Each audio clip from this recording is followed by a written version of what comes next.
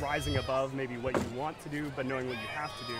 Yeah. How did you balance all of that? No, I mean, like you said it right the first time. It's definitely frustrating. I mean, I can't tell you how many hours I spent, just venting off to like, I go home or venting off to my vets. But I mean, between Debo and Foye, I mean, those guys are so good to me. Like, I just talk to those guys all the time, and I want what's best for them. I think in this business, sometimes we get so wrapped up in having to compete with one another, you lose sight of that. But like those guys are like truly my big brother. So like, yeah, I wanted to play, and I knew I could play.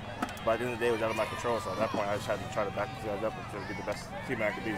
Obviously, it stinks. Everybody hates it. Foye's gone. Debo's not out here. So what about a guy like Rashaan Evans kind of stepping in, now a little bit more of a veteran, I guess, in the room, Lorenzo Carter as well? Like, how have those guys kind of meshed with the group so far? I mean, I think it's been huge because we're all kind of in the same boat. Even though those guys have more experience than me, like, we're all trying to get our career to take off. Those guys are guys who came over here, and I'm a guy who's stepping up for the first time, but those guys are also guys into a new scheme, and we're all trying to get our career to take off. So I think all of us together have one common goal, so I think it's really meshing really well.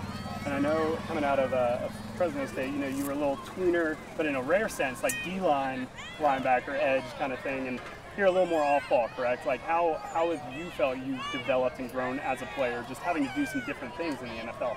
I think it's just huge, like, being able to do multiple things, Like, I feel like I can play in almost any scheme that there is, so, I mean, definitely it was tough at first, but I do got to give a lot of praise to my first coaching staff because they're the ones who took me from a Sam linebacker and put me at, Mykel Will. So I think to give those guys a big praise because, I mean, I can't tell you how many hours we spent just trying to figure out seeing guard pool. So, yeah, I got to give those guys a lot of credit for that. And I spoke with Jalen Hawkins earlier this offseason, and I was really interested kind of the A.J. Terrell breakout last year. How much does that give you guys confidence? Like, obviously it looks like Jalen's doing some big things so far in camp.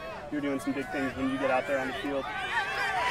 Seeing that it's possible, seeing that you can really raise your game to that level, I mean, does that give a lot of confidence to some of the younger guys on this roster like you and Jalen that, yeah, we're capable of doing that as well because he did?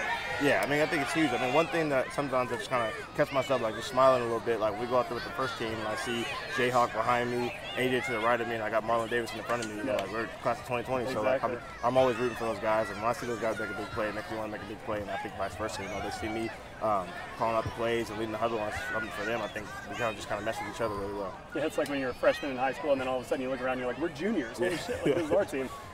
Last one for you. What's your favorite thing to accomplish in a game? Is it a great run stop? Is it